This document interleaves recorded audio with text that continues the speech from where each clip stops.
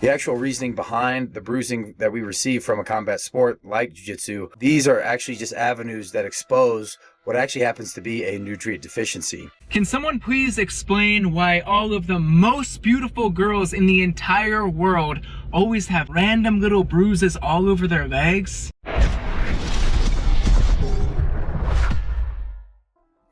What's up, everybody? Hey, it's Hopper, and we are back at it with another episode of Unleashed Potential, where we discuss anything and everything that can help optimize one's greatness. For this particular episode, we will discuss the constant ongoing problem that I have seen for well over a decade now, and that is the regular bruising that people have a tendency to experience after they train Brazilian Jiu-Jitsu. Throughout this episode, we will discuss and identify certain terms.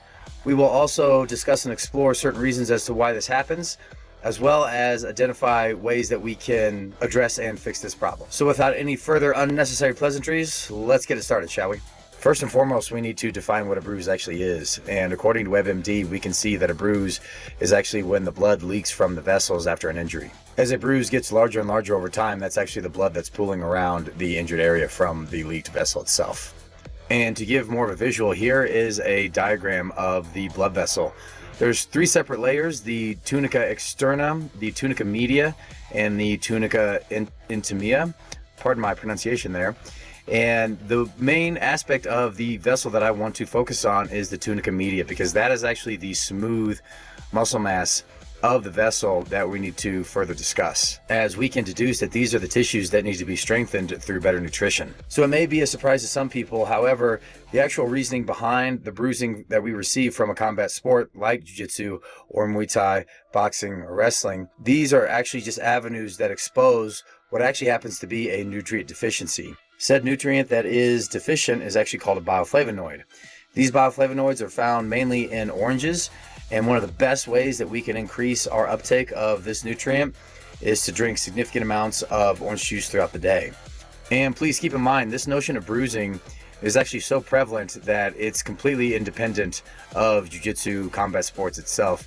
There's even certain Instagram quote influencers who will discuss this same issue, like this person right here. Can someone please explain why all of the most beautiful girls in the entire world always have headaches, stomach problems, and random little bruises all over their legs?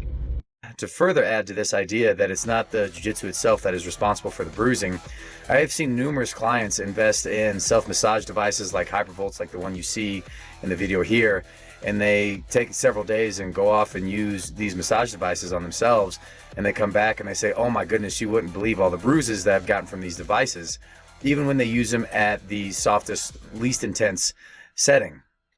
And luckily enough, I actually have a United States patent paper here that discusses this exact problem. About halfway, maybe 3/4 of the way down through the paper, it specifically discusses this idea of how we are lacking bioflavonoids. We are not consuming enough citrus and or oranges throughout our diet, and that is arguably causing this problem with bruising. For those of you that wish to browse through this paper, I will leave the link to this paper in the description box below. And aside from the fact that bruises are unsightly, we need to fix this problem and address it completely, because who knows how much oxygen that we're losing to our tissues. If our VO2 max is how much oxygen we can consume per kilogram of body weight per minute, if we don't deliver the optimized amount of oxygen to our respiring tissues simply because there's blood vessels that are bursting, who knows how much we are impeding on our overall performance. And to conclude, arguably, any sort of combat sport is not the cause of this bruising. It is a dietary deficiency. So it's not from Jiu-Jitsu, it's not from kickboxing or wrestling, it's not from soccer. These are the methods that actually expose this nutrient deficiency. And unfortunately, the most common response that I hear when I suggest that people consume more fruits and or juices is that it's too much sugar, it's too much sugar. And this response is completely futile.